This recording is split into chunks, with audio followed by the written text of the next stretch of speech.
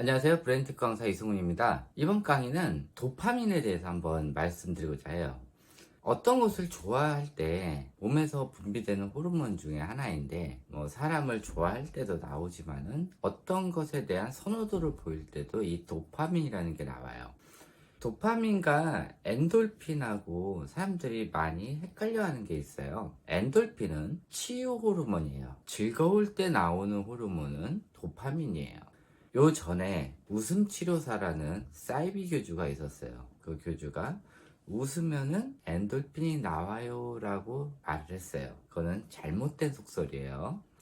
엔돌핀은 치유 호르몬이기 때문에 평소에 받았던 이런 스트레스, 괴로움, 이런 힘든 것들이 바다에 갔을 때나 또 재밌는 거를 볼 때, 이럴 때 갑자기 막 힐링이 되면서 즐거워지는, 또 마음이 편안해지는 이런 것들이 있어요.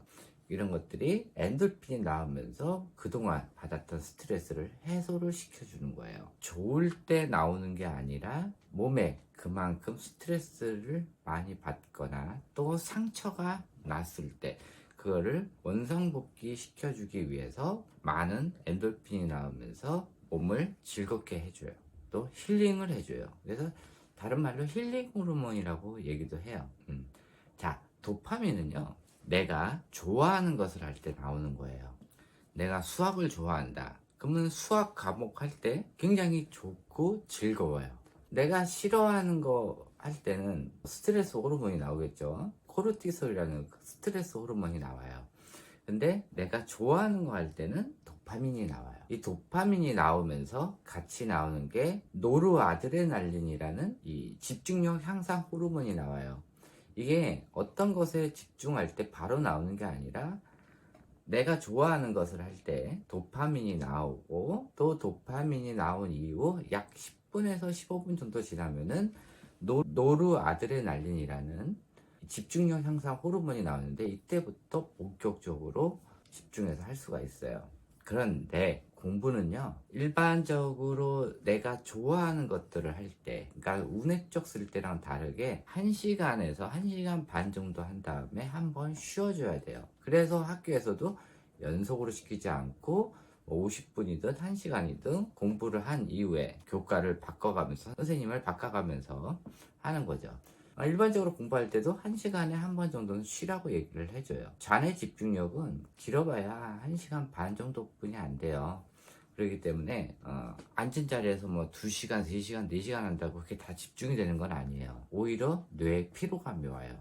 그렇기 때문에 최대 집중할 수 있는 시간 딱 하고 한번 머리를 식혀주고, 그러니까 10분 정도 또 쉬어주고, 그 다음에 다시 시작을 해야 되는데, 다시 호르몬 나올 때까지, 그러니까 노르아드레날린이 나올 때까지 시간이 좀 걸리긴 하죠. 그런 식으로 계속 반복해 가면서 학과 공부를 하는 거예요. 자, 이 도파민이라는 게 꼭 공부할 때만 나오는 게 아니에요. 내가 좋아하는 거 할 때도 나와요. 자, 내가 테니스를 좋아할 수도 있고, 또 운동을 좋아할 수도 있어요. 또 그 외에 뭐 여러 가지 본인들의 이런 특기나 또 취미 활동 이런 거 할 때도 도파민이 나와요. 이 도파민이 나오면서 더 즐거움을 느낄 수가 있어요. 공부도 마찬가지예요. 이런 본인이 좋아하는 거를 자주 할 때 이 도파민이 나오면서 더 즐겁게 공부할 수가 있어요. 그래서 스트레스 받는 상황, 아니면 하기 싫은 거를 억지로 하는 상황에서는 도파민이 나오지 않기 때문에 집중력이 나올 수가 없는 거예요.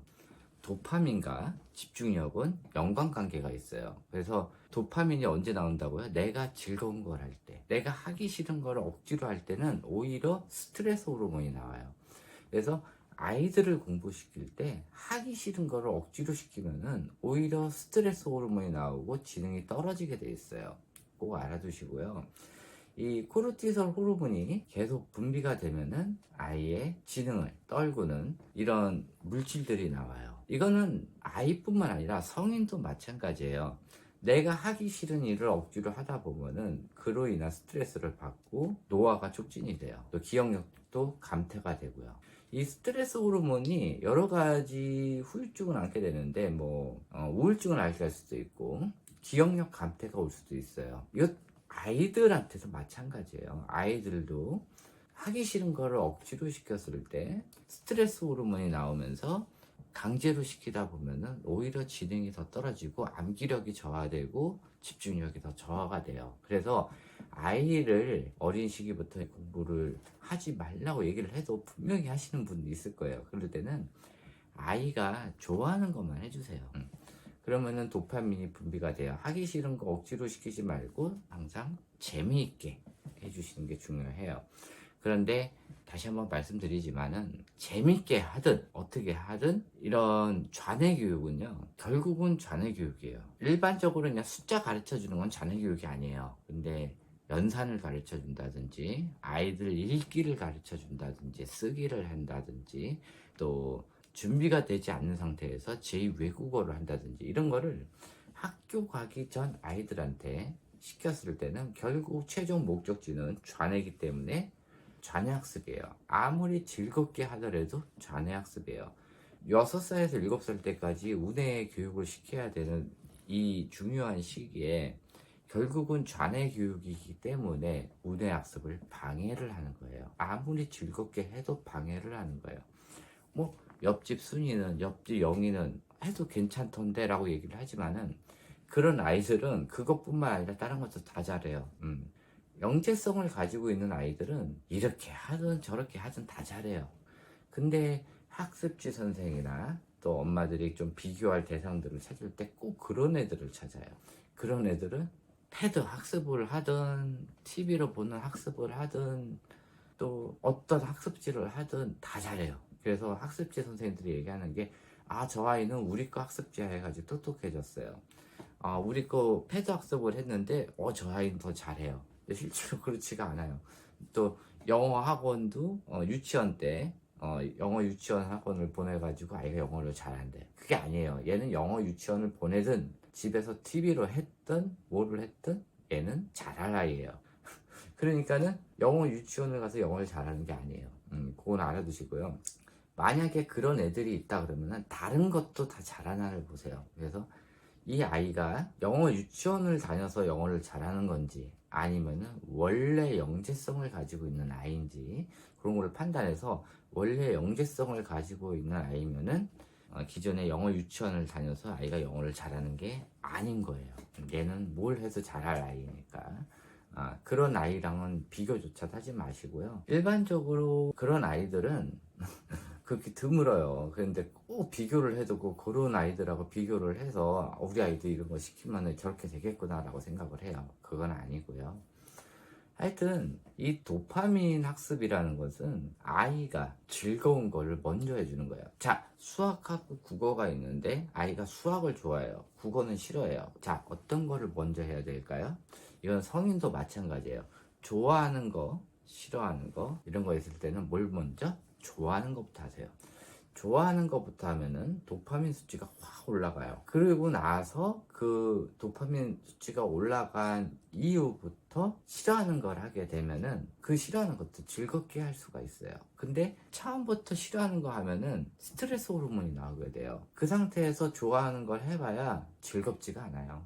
그래서 아이들한테 좋은 거 싫은 거 뭐부터 할래? 이러면은 애들이 싫은 거부터 하고 좋은 거 나중에 할까? 막 이렇게 생각할 수도 있고 좋은 거 있으면 좋은 거부터 했고 아이들은 대부분 그래요. 좋은 거부터 골라요. 근데 그 좋은 게 부모는 싫어하는 걸 수도 있어. 부모는 영어를 하기 원하는데 아이는 수학을 먼저 한대. 그럼 영어부터 하면 안 되겠냐? 근데 아이는 영어를 싫어하거든. 부모님이 요구대로 하는 게 아니라 아이가 좋아하는 것부터 시키시면 돼요. 그게 도파민 학습이에요. 좋아하는 것부터 해야 도파민이 오르고 집중력이 오르게 돼 있어요. 그러다 보면은 책상 머리에 앉아있는 시간도 길어져요. 그래서 하기 싫은 거 억지로 계속 시켜봐야 아이가 책상 머리에 앉아있는 시간도 길지가 않아요. 그래서 보통 한글, 연산 이런 거 할 때는 안 하다가 자기가 좋아하는 과목 같은 거 할 때는 그렇게 공부하라 그러면은 앉았다 일어났다 딴짓하다 그렇게 하다가 좋아하는 거 할 때는 앉아서 안 일어나요. 그게 그거예요. 좋아하는 거 할 때는 도파민이 분비가 되고 집중력이 향상이 되는 거예요. 그렇기 때문에 일어날 필요가 없고 더 즐거워지는 거지. 이 도파민에 대해서 여러 개 할 얘기도 많지만은 제가 기존에 도파민하고 엔돌핀에 대해서 올려놓은 게 있을 거예요. 제가 이거 올려드릴 테니까 그거 한번 클릭해서 그럼 거기 호르몬에 대해서 자세하게 나와 있거든요. 그거 한번 보시고요. 제 강의가 뭐 많이 반복되는 게 있는데 이제 또 이렇게 구독하시는 분들은 옛날 거부터 또 안 볼 수도 있으니까 이제 계속 반복해서 얘기를 하는 거예요. 이렇게 알아두시고요. 도파민 학습에 대해서 궁금하시면은 밑에 댓글 달아주시고요. 그 도파민 학습 외에 또 해마 학습이라고 도 있어요. 그 도파민과 해마 학습에 대해서도 제가 예전에 올려놓은 게 있어요. 그래서 그 두 개 따로따로 올려드릴 테니까 참조하셔서 요 강의 듣고 나서 한 번 더 한번 들어보시기 바라고요. 제가 또 댓글에다가도 링크를 달아 놓을 테니까 참고해서 한 번씩 보시기 바래요. 이것으로 강의 끝마치고요. 궁금하신 거는 밑에 댓글에 달아주시기 바랍니다. 네, 감사합니다.